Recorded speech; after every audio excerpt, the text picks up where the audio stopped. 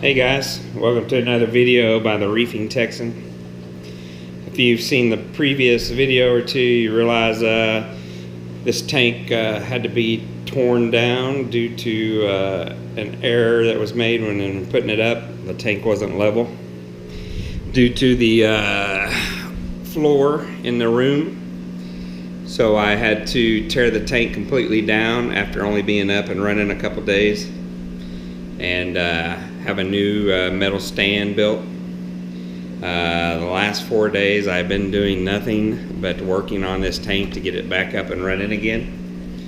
The metal stand here you see was built by a guy locally. He built it in 2 days, and I picked it up and primed it and painted it, and been working for 4 days straight now getting this tank back up and filled and running.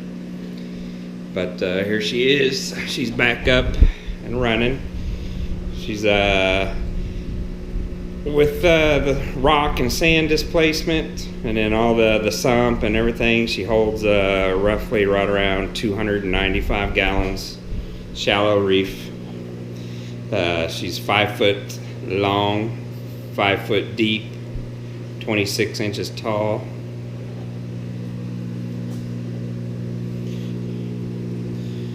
Went with the black sand instead of white.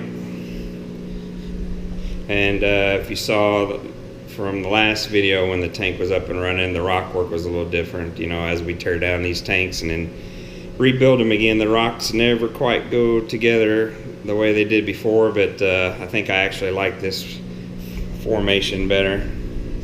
Lots of shelf space for corals in the future. A lot of caves, I mean tons of caves and caverns.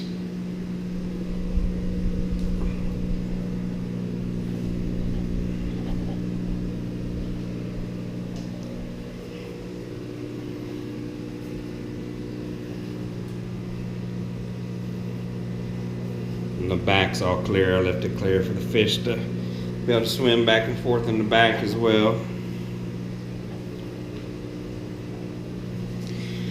But here's underneath this tank.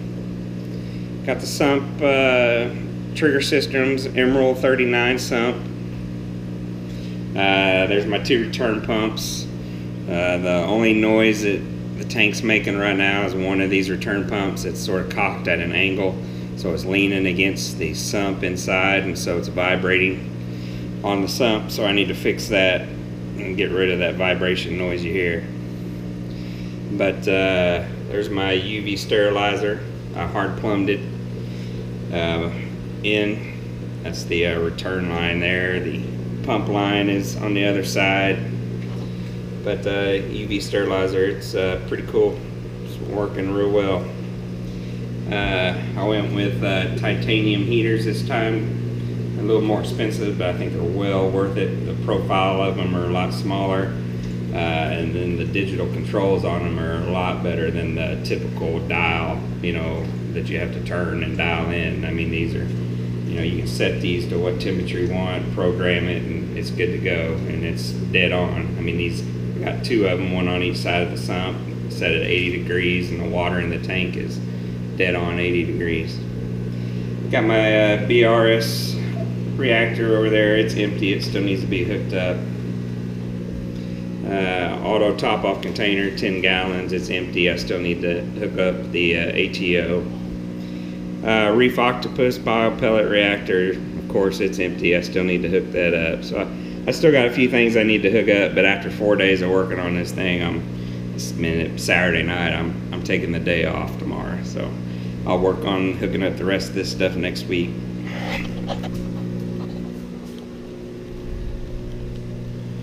Got the Nios Quantum 220 protein skimmer. I got it plugged in and it's running. But you can see it's bubbles are all the way to the top. No matter how you tune it, they're still staying there, and that's just simply because the thing's brand new, needs to be broken in. So I'll probably let it run like this for about a week or 2. Let it get a good coat of slime on the inside, and you know that way you can start tuning it and setting it where it needs to be for it to actually work. Right now it's not doing anything beneficial. It's just getting itself broken in. So I'm just letting it run like that. But again, here's the tank. Here's the light canopy. Right now I just got two separate T5 high output fixtures in there. They're 48 inches wide, each of them, 4 bulbs each, just white, and then a Actinic lights in there.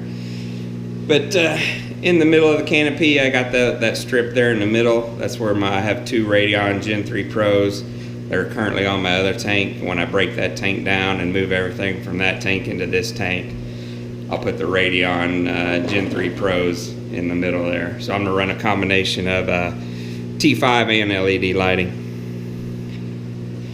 Right now I just have 1 gyree pump working. I have 2, but I just got 1 set up right now. There's, you know, just for a little water movement. There's no coral in there, so I don't need a lot of flow right now. Currently got 1 self-in tang, 1 powder blue tang, 2 yellow tangs. I got 3 gold stripe maroon clowns in here, and then I have a Naso tang and a blonde Naso tang in here. This, like I said, this thing's gonna be about 300 gallons almost, 295, 300 gallons. And with the dimensions, this tank easily gonna be able to hold, you know, probably 25, 30 fish. So right now we have 9 in there. And you're probably asking yourself, well, you know, he's been working on this for 4 days. It's only running 4 days. How does he have, you know, these fish in there? The tank ain't cycled. I've never, ever waited 4 weeks to cycle a tank. I'm a big believer and a big user in Dr. Tim's all-in-one. I've used it on several other tanks, and I cycle my tanks in 2-3 days.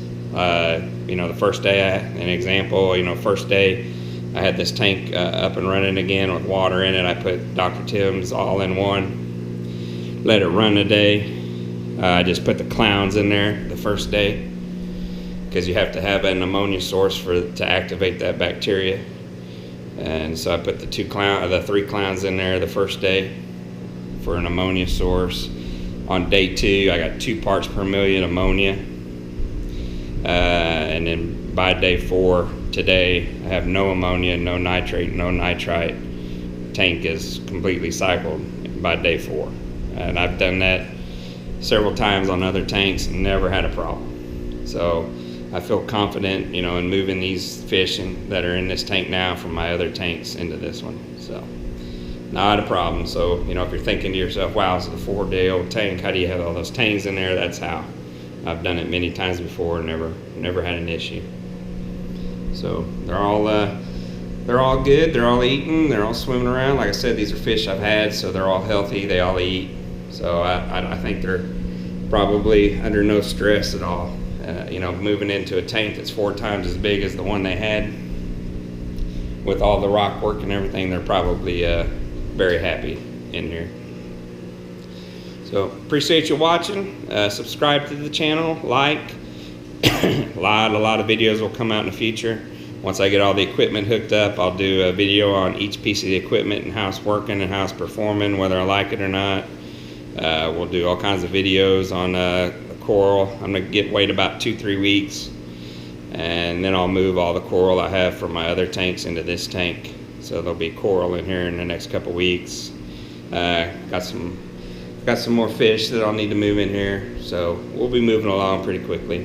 And I know in this hobby, patience is the key. But like I said, I've been doing this for a long time, so I know what I can get away with and what I can't. But here she is. She's back up and running, and back better than she was when she was set up originally. So we're moving in the right direction. Like and subscribe. Thanks.